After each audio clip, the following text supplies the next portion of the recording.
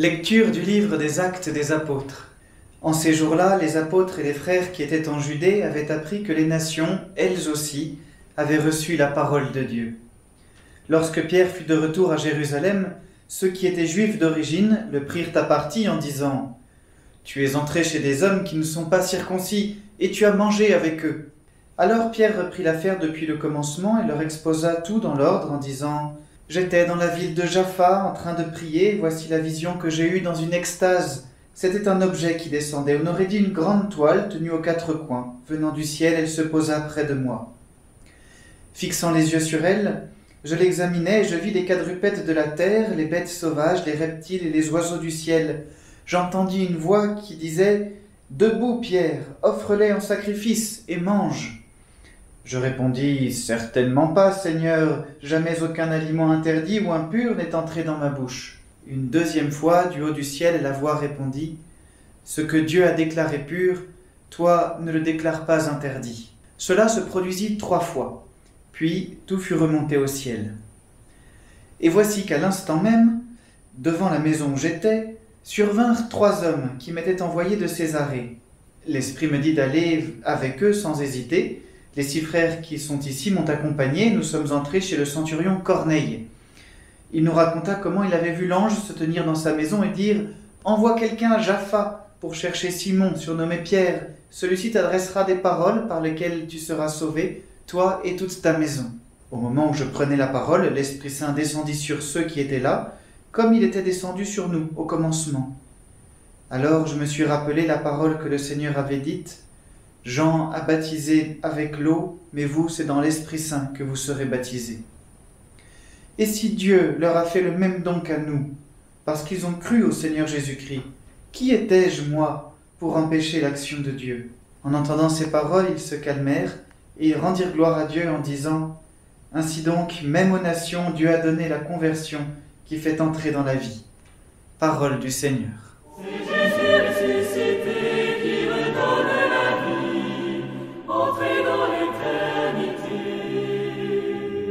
Alors c'est absolument passionnant que de se plonger un petit peu dans ce livre des Actes des Apôtres, qui est parfois un peu trop méconnu, l'histoire de Pierre et puis beaucoup de Paul aussi, dans lesquels on voit comment agissaient, comment réfléchissaient et bien les premiers évangélisateurs, en tout cas les apôtres dans les premiers moments où ils ont porté la bonne nouvelle.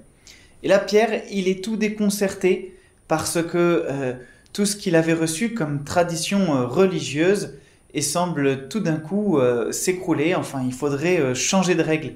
À mon avis, ce qui se passe en lui, ça ressemble un petit peu à ce qu'a dû ressentir le gendarme quand il est rentré dans la voiture d'une petite religieuse.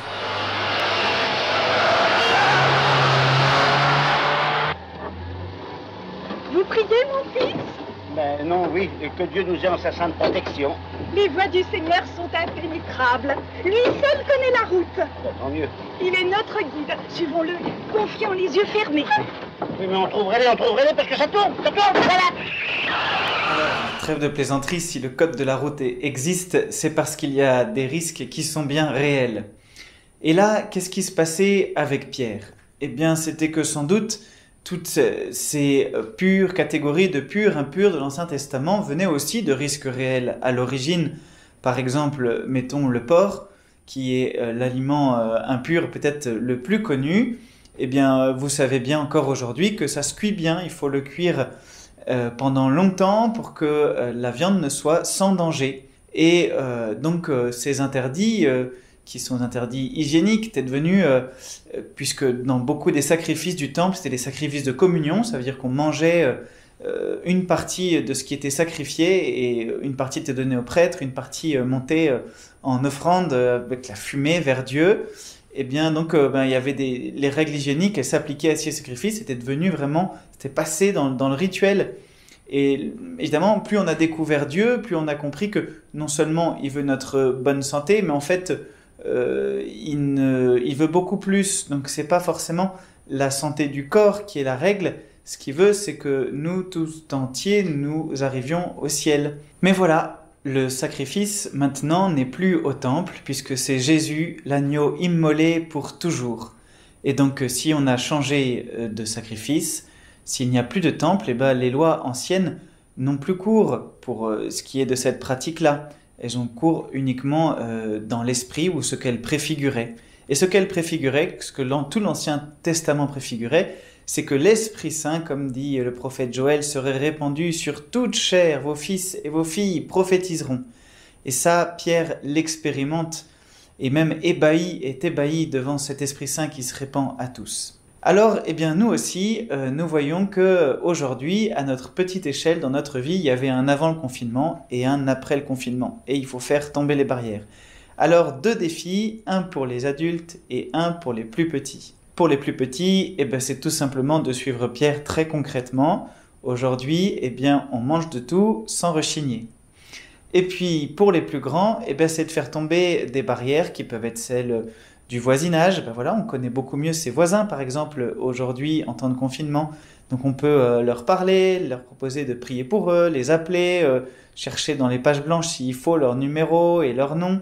Voilà, en tout cas, se dire que, puisque c'est le confinement, la manière de répandre la bonne nouvelle, de l'annoncer, il faut l'imaginer d'une nouvelle manière. C'est Jésus ressuscité.